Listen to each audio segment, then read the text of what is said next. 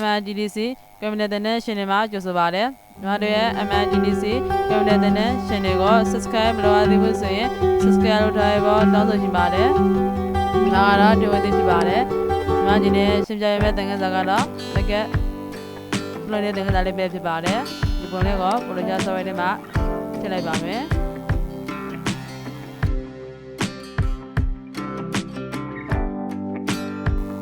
ဒါဆိုရင်တော့ပုံလေးရလာပါပြီ site show ပါမယ် cross တိုးယူပါမယ်ဒီဘက်ကဆိုရင်စီကိုနဲ့ပြလိုက်ရပါတယ်ဒီမှာဝဲမှာတော့စနစ်ထားပါမယ်အမြင့်ကိုတော့ရှင်းထားပါမယ် resolution မှာတော့300ထားပါမယ်ပြီးရင်ပုံလေးကို site show လိုက်ပါမယ်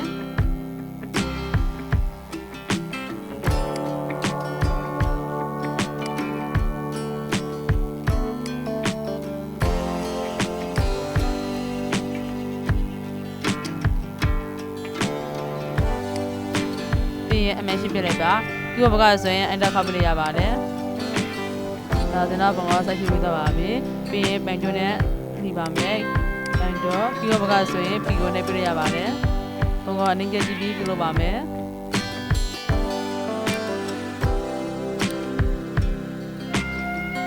ဒီပေါ်ရတဲ့လမ်းကြောင်းကိုတော့အတော့ကိုပြီးပြီးဒီစားလေးမှာ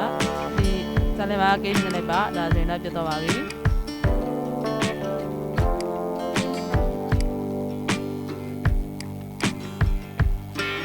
မားတယ်ဆိုရင်ကောင်တိုးစင်နဲ့ပြဆက်လိုက်ပါမယ်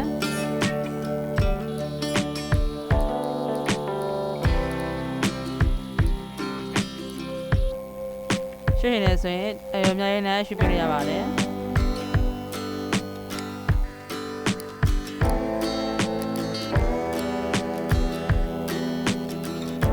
မားတယ်ဆိုရင်ကောင်တိုးစင်နဲ့ပြဆက်လိုက်ပါ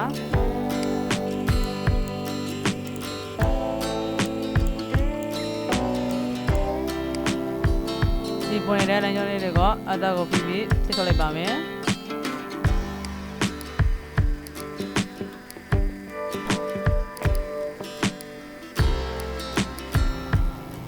ဒီမှာပုံကအနည်းငယ်ကြည့်ပြီးပြုလုပ်ပါမယ်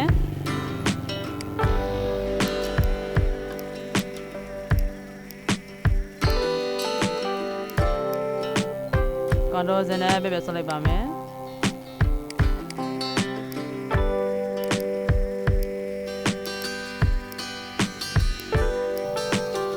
မားတယ်ဆိုရင်ကွန်ထရိုးစနဲ့ပြန်ဆော့လိုက်ပါမယ်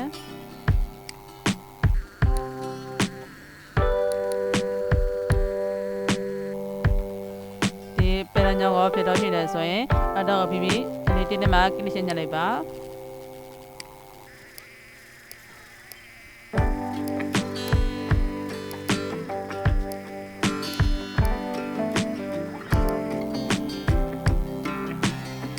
နေကကြည့်ပြီးပြုလို့မှသာရှင်းရှင်းလင်းလင်းမြင်မှာဖြစ်ပါတယ်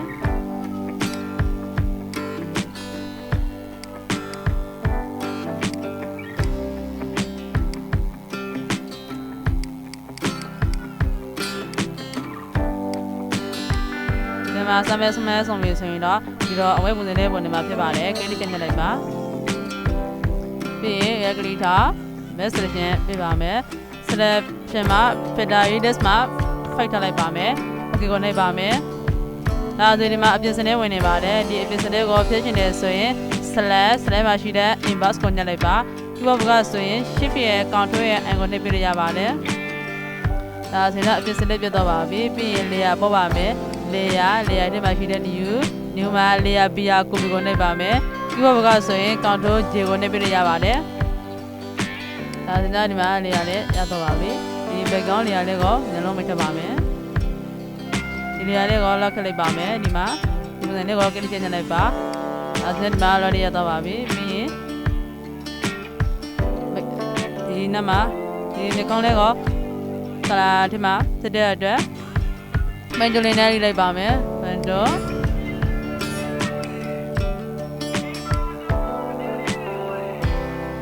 အတလေးနဲ့လိုက်ပါမယ်စမ်းမဲဆုံးပြီဆိုတော့ဒီတော့ဝက်ပုံစံလေးပုံမှာဖြစ်ပါတယ်မောက်ကပြီးပြီးလွယ်တဲ့ပုံစံလေးစစ်ပြလိုက်ပါပြီးရင်ရကလီတာ message ပေးပါမယ် filter list မှာတော့တောင်းဝတ်ထားပါမယ် okay ကိုညှပ်လိုက်ပါအ ပြင်စနစ်ဝင်နေပါတယ်ဒီအပြင်စနစ်ကိုဖြည့်ရှင်နေဆိုရင်slash မှာရှိတဲ့ inverse ကိုနှိပ်ပါမယ် keyword ကဆိုရင် shift ရဲ့ control ရဲ့ and ကိုနှိပ်ပေးရပါတယ်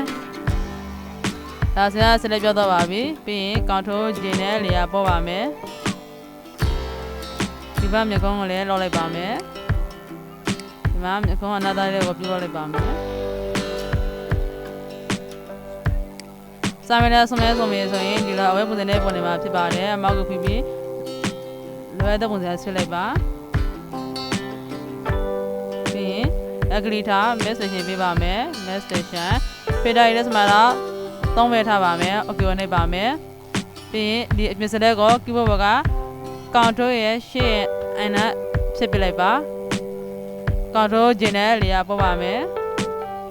sorry ဒီနေ့မှာဒီပုံ layer လေးမှာကလစ်ချက်နှိပ်ထားမှာဖြစ်ပါတယ်ဒီပုံ layer ကို select ပေးထားမှlayer ပေါ်လေးရမှာဖြစ်ပါတယ် control J နဲ့ layer ပေါ်လိုက်ပါမယ်ပြီးရင်ဒီ layer တစ်ခုကိုရှေ့ကိုဖိပြီး select ပေးလိုက်ပါ layer ထဲမှာရှိတဲ့ match layer နဲ့ပေါင်းလိုက်ပါ keyword ဘက်ကဆိုရင် control E ကိုနှိပ်ပေးရပါတယ်ပြီးရင် color ထည့်ပါမယ် image ထဲမှာရှိတဲ့ adjustment ကိုနှိပ်ပါမယ် adjustment မှာ color balance ရှိပါတယ် keyword ဘက်ကဆိုရင်တော့ control B ကိုနှိပ်ပေးရပါတယ်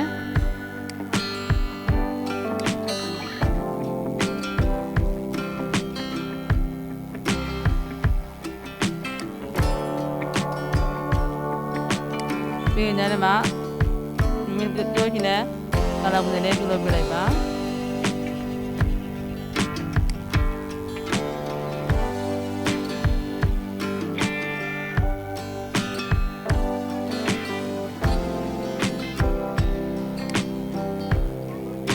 ထလိုက်ပါမယ် okay ကိုနှိပ်ပါမယ်ပြီးရင်ဒီနောက်မှာလည်း color ပြုလုပ်ပါမယ်ဒီပုံလေးလေးမှာ select ပေးထားပါပြီးရင် menu နဲ့ပြုလုပ်ပါမယ်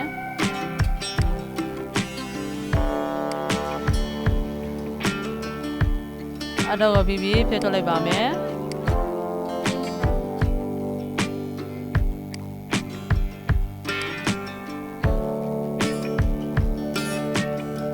စာမနဲ့ဆုံးမဲဆိုရင်ဒီလိုအဝဲပုံစံလေးပုံမှာဖြစ်ပါတယ်ပြီးရင် calculator mesh selection fader မှာတော့သုံးပဲထားပါမယ် okay ကိုနှိပ်ပါမယ်ဒီအပြင်စလက်ကိုဖြည့်ချင်တယ်ဆိုရင် keyword က control ရဲ့ရှေ့ရဲ့ and ကိုနှိပ်လိုက်ပါဒါဆိုတော့အပြင်စလက်ပြတ်တော့ပါပြီပြီးရင် control J နဲ့ layer ပေါ်လိုက်ပါမယ်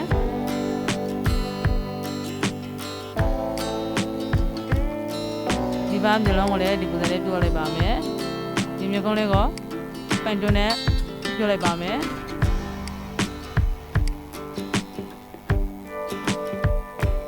control Z နဲ့ပဲဆိုလိုက်ပါပုံကနေကြည့်ပြီးပြုလုပ်ပါမယ်ဒါမှဒါတိကျကျမြင်ရမှာဖြစ်ပါတယ်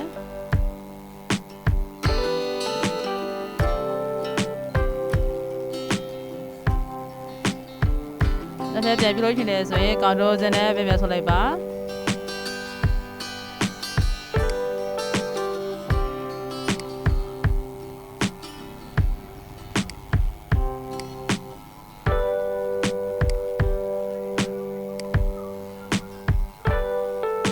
ပြီးရင် calculator mesh selection ပေးပါမယ် fader မှာတော့သုံးပဲထားပါမယ် okay ကိုနှိပ်ပါမယ်ဒီမှာအပြင်စနစ်ဝင်နေပါတယ်ဒီအပြင်စနစ်ကိုဖြည့်ချင်တယ်ဆိုရင် slash မှာရှိတဲ့ inverse ကိုနှိပ်ပါမယ် keyword ဘက်ကဆိုရင်တော့ shift ရဲ့ control ရဲ့ and ကိုနှိပ်ပေးရပါတယ်ဒါဆိုရင်တော့အပြင်စနစ်ပြတ်တော့ပါပြီပြီးရင် control J နဲ့ layer ပေါ်ပါမယ်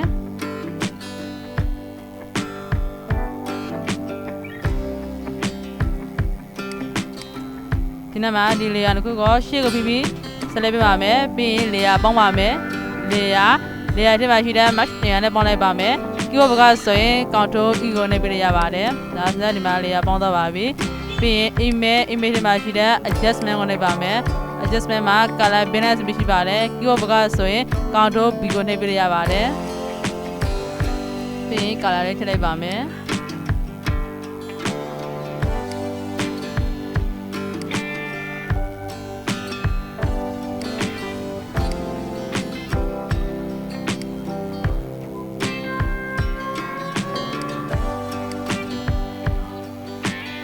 ဒီမှာတော့အလုပ်ကုန်လေးထည့်လိုက်ပါမယ်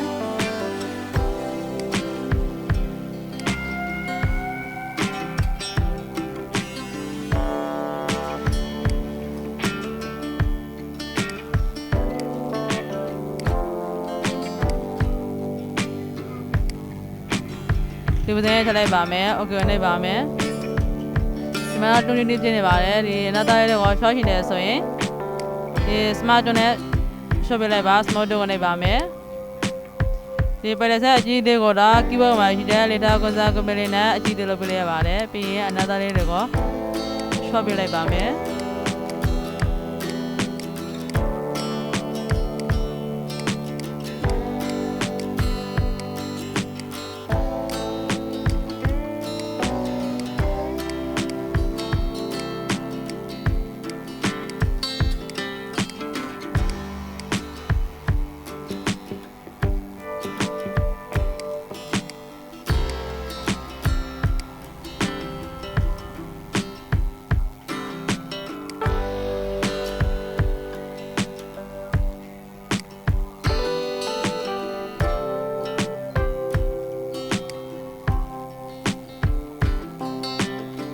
ထလိုက်ပါမယ်ပြီးရင်နှခိုင်းနေဆိုပါမယ်ပိုင်ကျိုပုံလျာမှာဆက်လိုက်ပေးတာပါ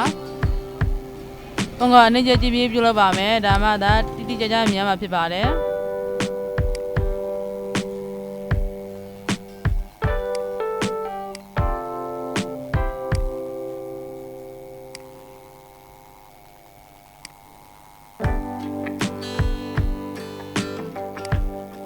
စာမနဲ့ဆုံး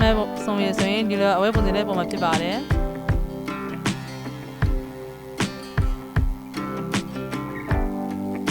ပြီးရင်ရကလေးတာ mass selection ပေးပါမယ် filter iris မှာတော့သုံးပဲထားပါမယ် okay ကိုနှိပ်ပါမယ်ဒီမှာအပြင်စနစ်ဝင်နေပါတယ်ဒီအပြင်စနစ်ကိုဖြည့်ရှင်တယ်ဆိုရင် select မှာရှိတဲ့ image ကိုနှိပ်ပါမယ် keyboard ဘက်ကဆိုရင်တော့ shift ရဲ့ control ရဲ့ i ကိုနှိပ်ပေးရပါတယ်ဒါဆိုတော့အပြင်စနစ်ပြတ်တော့ပါပြီပြီးရင်layer ပေါ်ပါမယ် layer ထဲမှာရှိတဲ့ new မှာ layer BR copy ကိုနှိပ်ပါမယ် keyboard ဘက်ကဆိုရင်တော့ control J ကိုနှိပ်ပေးရပါတယ်ဒါဆိုရင် layer လည်းပေါ်ပြီးတော့ပါပြီ image ထဲမှာရှိတဲ့ adjustment color balance ကိုနှိပ်ပါမယ် keyboard ဘက်ကဆိုရင် control B ကိုနှိပ်ပေးရပါတယ်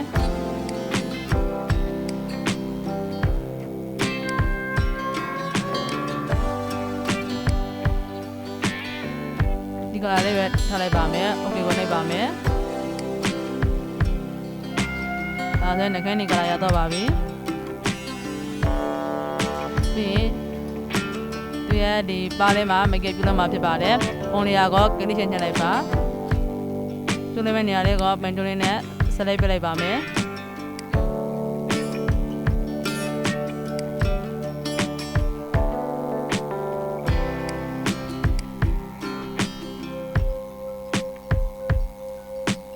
ပြီးရင်ရကလေးထား mass selection filter iris မှာတော့သုံးပဲထားပါမယ် okay ကိုနှိပ်ပါမယ်အပြင်စနစ်ကိုဖြည့်ရှင်တယ်ဆိုရင် keyboard က shift ရဲ့ control ရဲ့ i ကိုနှိပ်ပေးရပါတယ်ပြီးရင် control J နဲ့ layer ပေါ်ပါမယ်ဒီဖာဘာကိုလည်းပြုလုပ်လိုက်ပါမယ်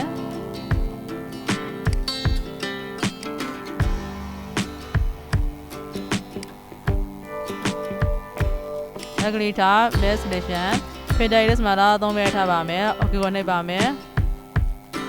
အပြင်စနစ်ကိုဖြည့်ရှင်တယ်ဆိုရင် select မှာရှိတဲ့ inbox ကိုညှပ်လိုက်ပါ keyboard ဘက်ကဆိုရင်တော့ shift ရဲ့ control ရဲ့ i ကိုနှိပ်ပေးလို့ရပါတယ်ဒါဆိုရင်ဒီမှာပြင်စနစ်ပြတ်တော့ပါပြီပြီးရင် layer ပေါ်ပါမယ် layer ထဲမှာရှိတဲ့ new layer BR copy keyboard ဘက်ကဆိုရင်တော့ control J ကိုနှိပ်ပေးလို့ရပါတယ်ပြီးရင်ဒီ layer တစ်ခုကိုရှေ့ကိုဖိပြီး select ပေးလိုက်ပါမယ် layer ပေါင်းလိုက်ပါမယ် layer ထဲမှာရှိတဲ့ match layer နဲ့ပေါင်းပါမယ် keyboard ဘက်ကဆိုရင်တော့ control E ကိုနှိပ်ပေးလို့ရပါတယ်ပြီးရင် color ပြုလုပ်ပါမယ် image ထဲမှာရှိတဲ့ adjustment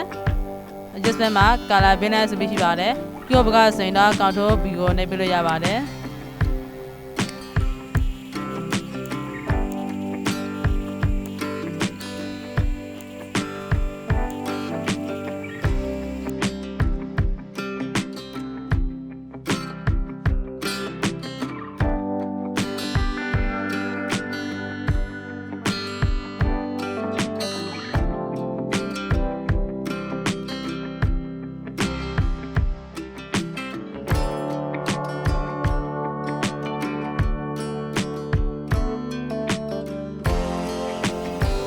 ဆိုတော့သူကမကန်လိမ့်ပြီးတော့ပါပြီဒီနေရာအကုန်လုံးကိုပေါင်းလိုက်ပါမယ်ရှေ့ကိုပြီး select ပြလိုက်ပါပြီးရင်နေရာတွေမှာရှိတဲ့ match နေရာနဲ့ပေါင်းလိုက်ပါမယ် keyboard ကဆိုရင် Ctrl E ကိုနှိပ်ပြရပါတယ်ဒီလောက်လေးကိုပြန်ဖြုတ်ချင်တယ်ဆိုရင်ဒီ select ဖဲတာကိုတင်ထည့်လိုက်ပါဒါဆိုရင်လက်ခဲတာပြုတ်တော့ပါပြီဒီနေရာတစ်ခုကိုလည်းပေါင်းလိုက်ပါမယ်ရှေ့ကိုပြီး select ပြပါမယ်ပြီးရင် Ctrl E နဲ့နေရာပေါင်းလိုက်ပါမယ်ဘက်ကောင်းနေရာလေးကိုမျိုးလုံးပြင်ဖွင့်လိုက်ပါမယ်ဒါဆိုရင်ဒီမှာပုံလေးမကဲပြုလုပ်ပြီးတော့ပါပြီဒီပုံလေးကိုတင်ထားရှိတယ်ဆိုရင် ဖိုင်ထဲမှာရှိတဲ့ အောက်ကိုနှိပ်ပါမယ် keyboard ကဆိုရင် shift ရဲ့ Ctrl ရဲ့ S ကိုနှိပ်ပြရပါတယ်ပြီးရင်တင်မဲ့ဖန်လေးကိုရွေးလိုက်ပါ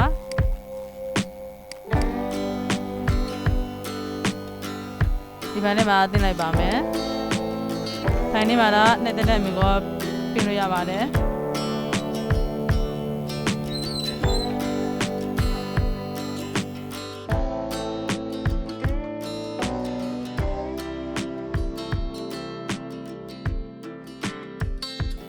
ဒီဘက်နဲ့တင်လိုက်ပါမယ်စစ်ဖက်ကိုနှိပ်ပါမယ်ဒီမှာ quality မှာတော့အမြဲတမ်းဆင်းရဲထပ်ပြမှာဖြစ်ပါတယ် okay ကိုနှိပ်ပါမယ်ဒါဆိုရင်ဒီမှာဒီနေ့ရှင်းပြပေးတဲ့ make up ပြုလုပ်နေတဲ့သင်ခန်းစာလေးကိုနိုင်လီမလို့ညွှန်လိုက်ပါတယ်ဒီမှာဒီသင်ခန်းစာကိုကြံ့တဲ့ဆိုရင်တော့ like and subscribe လေးလုပ်ပေးပါအောင်တော့ကြည့်ရှုပြီးတဲ့အတွက်လည်းအားလုံးကိုကျေးဇူးတင်ပါတယ်